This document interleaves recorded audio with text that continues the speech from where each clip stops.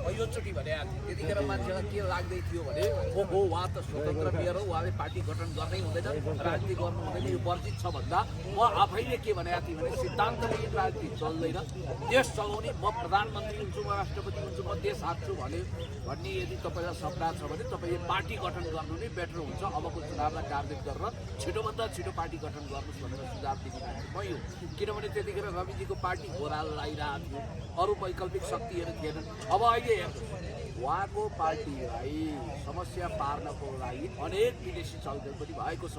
तपाईँलाई थाहा छ मेड इन नेपालको अर्ग्यानिक छविको र श्रम संस्कृतिलाई नै जग बनाएर अगाडि बढ्ने प्रयत्न पहिला रूपचन्द्र विष्टले गर्नु हो। उहाँको प्रयत्नलाई गर्वमै तुवाइयो।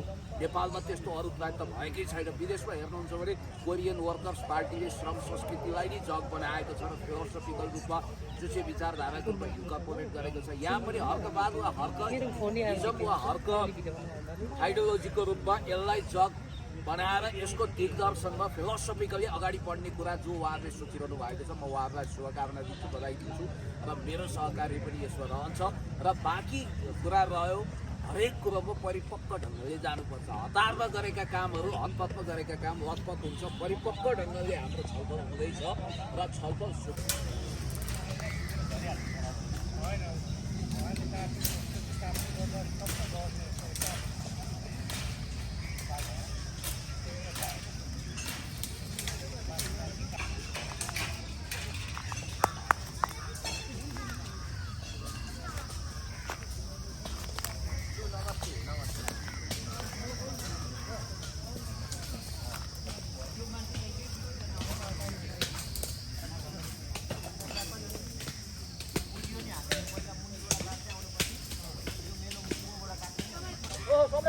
हेलो दाइ भर हो क्या? म कहाँ अघि बिहानदेखि भर हो तिमीलाई मैले उद्या नि देखाएको थिएँ कि। ए अँ ठिक छ नि? म चाहिँ कतिखेर आइपुग्यो?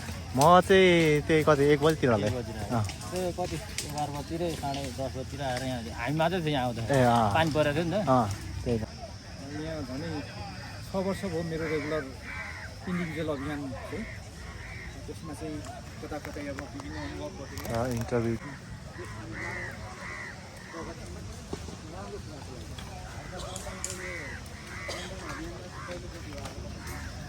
मेरो छैटौँ तर म मिडिया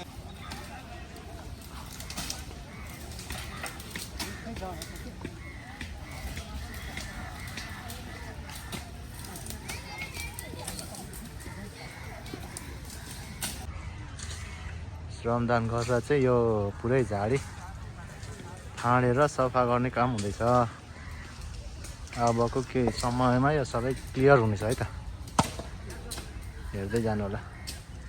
श्रमदान चाहिँ यता हुँदैछ।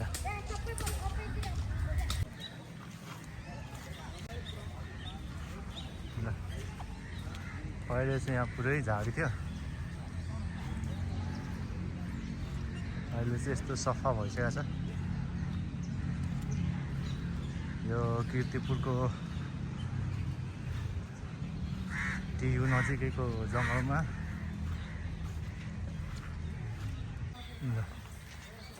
यता यसरी श्रमदान भइरहेछ। यता एउटा सानो टोली छ, त्यसपछि यहाँभन्दा माथि उता अर्को टोली छ।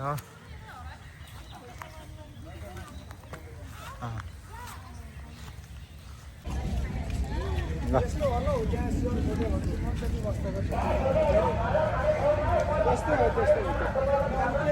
त्यो हुन्छ त्यहाँ लौ न, टिममा बसौँ छलफल गरौँ। हुन्छ पुरा सम्पर्क गर्नु, मसँग सम्पर्क गरिदिनु न साथीहरू। ल यस्तो हुन्छ। श्रमदान सकेपछि हामी अब नास्ता खान गइरहेछौँ। टोली यस्तो छ। कीर्तिपुरमा श्रमदान भइरहेछ। आउन इच्छुक साथीहरूले आउँदा हुन्छ कीर्तिपुरको टियुमा।